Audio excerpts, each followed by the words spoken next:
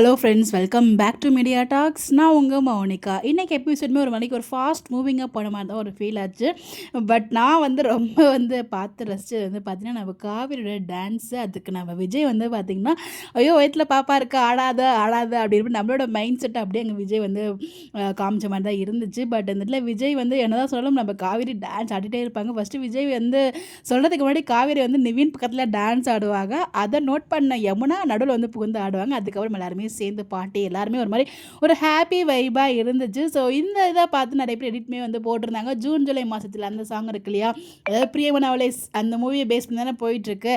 So அந்த மூவியில் இந்த சாங்குக்கு பார்த்திங்கன்னா டான்ஸ் ஆடுவாங்க. அப்போவுமே சிம்ரன் ஆடும்போது ஆடாதீங்க அப்படிங்கிற மாதிரி தான் அங்கே காமிச்சிருப்பாங்க விஜய் சொல்கிற மாதிரி. பட் அதே மாதிரியே இங்கே காமிச்சிருந்தாங்க. அது எடிட்டில் நம்மளால் பார்க்க முடிஞ்சிச்சு. இன்றைக்கி மார்னிங் அந்த எடிட்டுமே நான் பார்த்துருந்தேன். ரொம்பவே நல்லா இருந்துச்சு. அந்த காம்பினேஷன் மிக்ஸ் பண்ணி போட்டிருந்தது. ஸோ இந்த இடத்துல பார்த்திங்கன்னா இன்றைக்கி எபிசோடில் எல்லாமே ஹாப்பியாக போச்சு. ஒரு பக்கம் கங்காவை எல்லாருமே திட்ட ஆரம்பிச்சிட்டாங்க. அம்மாலாம் செம்ம கோவமாக கங்கா மேலே காமிச்சிருப்பாங்க. பட் கங்காவோட பாயிண்ட் ஆஃப் வியூ அவங்க ஷேர் பண்ணாலும் அவங்களோட பாயிண்ட் ஆஃப் வியூ ஓகே தான். பட் இருந்தாலும் 4 பேருக்கு முன்னாடி சொல்லாமல் தனியாக சொல்லி தான் நல்லா இருந்திருக்குமே அப்படிங்கிறத எல்லாரோட ஒரு பாயிண்ட்டுமே.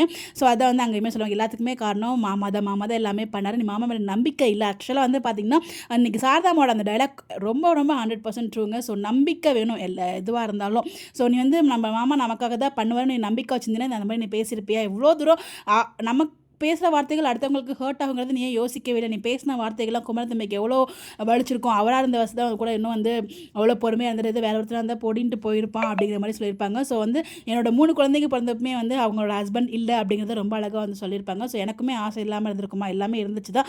பட் நான் அவர் மேலே வச்சிருந்த நம்பிக்கை அப்படின்னு சொல்லிட்டு அவங்களோட டைலாக் எல்லாமே ரொம்ப நல்லா இருந்தது. இந்த ஃபங்க்ஷன் ட்ராக் ஆரம்பிச்சதுலேருந்து நம்ம வீக்காக சீன் அவ்வளோவா இல்லை, காமன் சீன்ஸ் தான் போயிட்டு இருந்துச்சு. ஸோ சாப்பிடாம அவங்க எல்லாருமே அவங்க ஒரு பக்கம் அவங்க அக்கா தங்கச்சியா, அவங்க ஒரு பக்கம் கோவம், அவங்க அம்மா ஒரு பக்கம் எல்லாருமே சமாதானப்படுத்திட்டு அவர் அங்கே தக்கி முடிக்காமல் வந்துட்டாலையா, உடனே அங்கேருந்து கிளம்பிடுறாரு. ஸோ அது இன்னைக்கு குமரனை பார்க்கும்போது ரொம்பவே பாவமாக இருந்துச்சு. இதன் தெரிஞ்சு இது வரைக்கும் தான் சீன்ஸ் எடுத்துருந்தாங்கன்னு நினைக்கிறேன். அதுக்கப்புறம் ஏதாச்சும் சீன்ஸ் இருக்கான்னு நமக்கு தெரியல. குமரனை பொறுத்த வரைக்கும் அப்படியே போகிற மாதிரி அவர் பிக் பாஸ்குள்ளே போயிட்டார். அதுக்கப்புறம் வேற ஒரு குமரனை கொண்டு வராங்களா, அவர் இல்லாமலே சீன்ஸ் எங்கேயாவது வெளில போகிற மாதிரி காமிக்கிறாங்களா நமக்கு தெரியல. பட் வேறு குமரன்லாம் கண்டிப்பாக செட்டே ஆகாதுங்க. அதுவும் இன்னைக்கு எபிசோட்லாம் இன்னைக்கு எபிசோட்லாம் பின்னிட்டாரு. அதுவும் குமரன் அண்ட் விஜயோட அந்த பாண்டிங், இவங்களோட அது ரியல் அண்ட் ரியல் எண்ணத்துலையுமே அவ்வளோ சுபமாக இருக்குது. ஸோ அதெல்லாம் மாற்றாமல் இது வேறு மாதிரி ட்ராக் கொண்டு போனால் நல்லா இருக்கும் தான் நானுமே ஃபீல் பண்ணுறேன். பாப்போம் என்ன மாதிரி கொண்டு போகிறாங்க அப்படின்னு சொல்லிட்டு. இன்றைக்கி எபிசோட் நீங்கள் பார்த்தீங்களா, உங்களுக்கு எது ஹைலைட்டாக இருந்துச்சு, நீங்கள் எப்படி ஃபீல் பண்ணீங்க, உங்களுடைய கருத்துக்களை கமெண்ட்டில் ஷேர் பண்ணுங்கள். இந்த மாதிரி அப்டேட் தெரிஞ்சுக்க நம்மளோட சேனலை ஃபாலோ பண்ணிக்கோங்க. Bye bye.